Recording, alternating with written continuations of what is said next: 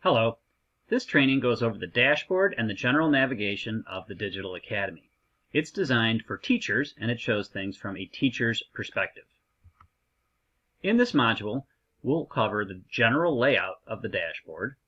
We'll talk about the class list for teachers and the information that's contained on it. We'll go over some of the information that's contained in the Teacher Tools menu, and we'll talk about how you can find information using the Person Finder.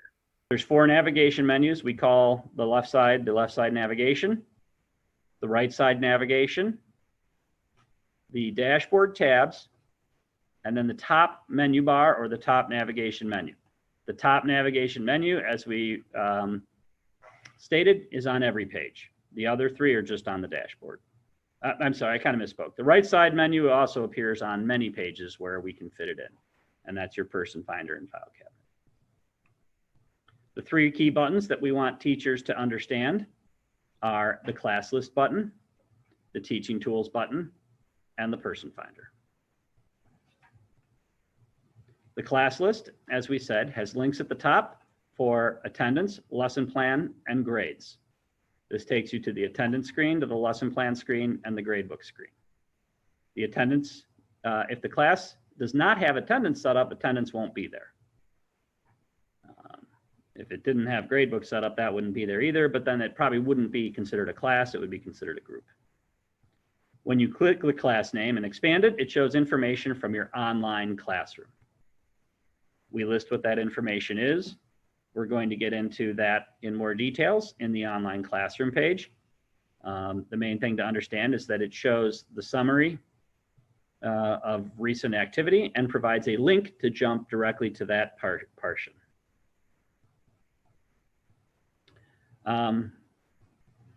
Okay, one thing to point out, although students will see this, if there is no material in a particular area, the students will not see that element. So if you turn on discussions, but you haven't created any discussions, you'll see a discussions menu, but the student won't see it at all. If you've turned on lessons, but you haven't created any lessons, the student will not see the lessons link. There's nothing for them to do there. It would just confuse them, and so we hide it. But as a teacher, you need to get there because that's how you're going to go and create items. So you need to do that. And then the recent materials is shown. Okay, we talked about the jump button and the items that are on that. The system has many ways to get to everything. One of the key items might be figuring out what is the recommended method that you want to present to your teachers. And as you go through this the first time, it might be helpful to have a discussion about first impressions. For us, that's kind of hard. We don't have first impressions anymore. But for all of you who are just seeing it for the first time, you may want to think about what is the best to present. Is any of this too much? The Teaching Tools menu was the second main thing, and we talked about the various items in that. And this screen kind of explains that a little bit. And then the Person Finder. And here's an example. Thank you, Tricia, for volunteering. She didn't really volunteer. You see the login ID, any roles they have, phone numbers, and email.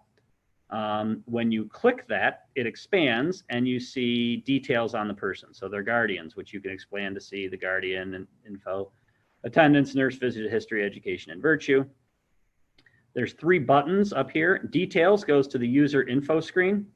If you click this plus button, you have an option to open the user info screen in a new tab. So a lot of times people are trying to compare 2 different users. You can open it in a new tab. Sometimes that's a little nice. Actions, you can create a conduct infraction, education, virtue report, or certificate. And then this little guy here is the impersonate button. You may not see that if you do not have permission to impersonate this user. As an org admin, you have permission to impersonate everyone except we are able to set cannot impersonate on certain people, so we can set it on a principal or and a person can set it and then no one can impersonate them. If you have access to sensitive information, that is a good thing to set. This will log you in as that person. You can see it everything as they do. So it's very good for troubleshooting and just for understanding how your students are going to see things or that sort of thing. Okay. The left navigation, now we get into the details, and this is where you may want to come back to this. I don't expect everyone to understand all of this right now. We'll just kind of mention it, and you can explore it later. The home button is a list of commonly used screens with links. So that's kind of like a little built-in help. Classes we already talked about. Professional development is this guy, number 3. And those are just classes that you as a teacher are enrolled in as a student. So if you are enrolled in a class, that shows up on your professional development screen, and you're going to view that class as a student. So you're not going to see attendance, classroom grades. You're going to see what the student sees, like you have a missing assignment or whatever. Groups, these are also almost exactly the same as classes, except that they don't have a grade book or a lesson plan or attendance. So they do have the online classroom. They do have enrollment. This is good for things like science fair club and various activities. So you can post materials, you can communicate with people. Okay. Curriculum for the Diocese of Columbus. This isn't being used for the Diocese of Cleveland. This is where you access recently accessed curriculum maps. And then documents, that's the last one, number 6. That's mainly for parents. It shows report cards that are published, progress reports that are published, conduct reports that are published, and has a button to sign them. It also shows any online forms. It's conceivable that an online form would be handed out to a teacher. And so if it is, it would show up there. But otherwise, teachers aren't going to see very much under that. Okay, the middle nav, this is the news feed. There's a few things shown on this screen that weren't shown in our demo. So first of all, when a student asks you a question from a homework assignment or wherever else that they did that, you'll see this big blue bar here. You have assignments, please click to review. And when you click it, you'll see the whole chain of conversation, and you can type a reply, and then this bar will go away. Okay. It's a quick way of communicating with your students. The nice thing about this, and we'll get into this more with assignments, that whole conversation, if it's relative to an assignment, will show up when you go to grade the assignment. This is really great if you told them they didn't need to do something and then you're grading it and you're wondering why they didn't do it, and you see that in the assignment list. But it's just also a way of communicating with your students without sending hundreds of unrelated emails. Coming up this week, anything coming up this week, assignments due, things like that will show up here. You can expand it. And then below that is the news feed. Everything that you post to every portal page will show up here. Okay. So if a student, and this is for a teacher or for a student, okay, so groups that you're in, school-wide announcements, your classes, you can filter them by clicking the filter button. If you just want to see things posted to your classes, which is a common one for students, they can click that, click got it, and it'll go away, and click show all to have it come back. And whoopsie, it's just a way of scrolling through. It's kind of like Facebook. It's an infinite feed. The newest is on top. And way to just kind of scan and see what new information is out there without having to go into 12 different classes, or if you're a parent with 3 children, without having to go into 36 different classes to try to find where's the information. Okay, so it's a nice thing on the dashboard, but we still have all the information on the class if you're looking for something particular. Calendar shows events that are posted to your class as well as organization-wide events, and you can color them by class. So actually, let me just jump back here. Sorry, we'll get to this, but just so you know, this hat is colored. The teacher sets that color by clicking the hat and picking a color.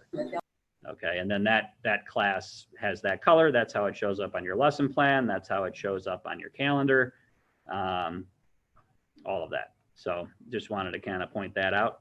I know I shouldn't be jumping around, but okay. Adding a calendar event. When you go to add an event, you can add it to the whole org calendar or to a specific group. If you are a teacher only, you can only add it to a group that you teach, a class or a group that you teach. You probably won't see all day or no class during this time if you're a teacher. Okay, but it does have a start and an end and a location and a description. So the middle assignment tab, the middle nav, the assignment tab, this is a list of all assignments. And this is the view for a teacher. When you click an assignment to expand it, we made a little view that looks like Google, but you can see these numbers of assigned. That means it was assigned and not submitted. Submitted, that means it was submitted and not graded. And then graded, that means it was assigned, submitted, and graded. Okay. You can jump to your grade book. You can see all the information on that. The students have an option to see all assignments in one place, and you have an option for open and complete, and you can mark them complete. They have an option for open, complete, missing, and recently graded.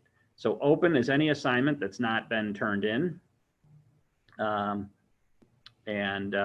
You know, and then they can see just they're open, and then they have an option to say how far forward do you want to look, 5 days, 10 days, or everything. So by default, when they look at open, they look at things that are open and due in the next 5 days. One of the features we did add the ability for students to mark it complete. So if it's an assignment that's not being turned in, then they, you know, they can just say I did this, and that moves it off their list. Lori, we have complete Google Drive integration. So any file that you created in Google Classroom went into your Google Drive, and we'll be showing you how you can pull those in. You can hand those out just like you do in Google Classroom. So yes, we have all of that, and we'll show you that with lesson plan probably. All right, finally, education and virtue. If you're using this module, this will show you your certificates and things like that. Okay, the right nav. Okay, now we're over on the right side. This is your file cabinet. We'll get into this a little bit. There's several tabs at the top: curriculum, lessons, and materials. Curriculum has standards and curriculum. So frequently you're going to be asked to find a standard, and like if you're attaching it to a lesson plan. You'll click your file cabinet and click standards, and then you can browse for the standard. These dots let you drag it over. You'll notice that standards have a taught and assessed. So we'll get into that more when we talk about lesson plan. But basically, if a standard is linked to a lesson plan, it's considered taught. And if a standard is linked to an assignment, it's considered to have been assessed. And you can get a report on how many times you've taught and assessed standards, as long as you're using the lesson plan system and linking standards to assignments.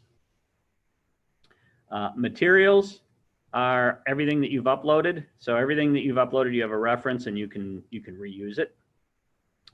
It's also test questions and things like that. And then lessons is going to be your online lessons that you've built, and also lesson plans. So you'll have access to your lesson plans over on the right. In the materials section of the file cabinet, you can see all of the files that have been uploaded by you anywhere in the site. You can reuse them by dragging them into the drop zone. Simply click the 12 dots and drag a file into an area that accepts files, such as your lesson plan, an assignment, communication, the portal, online lessons, the online classroom. Anywhere that you can load a file, you can drag a file from your file cabinet by going to the Materials tab, finding the file, and then dragging it over. This concludes the demo of the dashboard from the teacher's perspective. If you have questions, please don't hesitate to email support@digitalacademy.org, or you can see additional videos on our YouTube channel. Please note that the name of the channel is Case Sensitive. Thank you.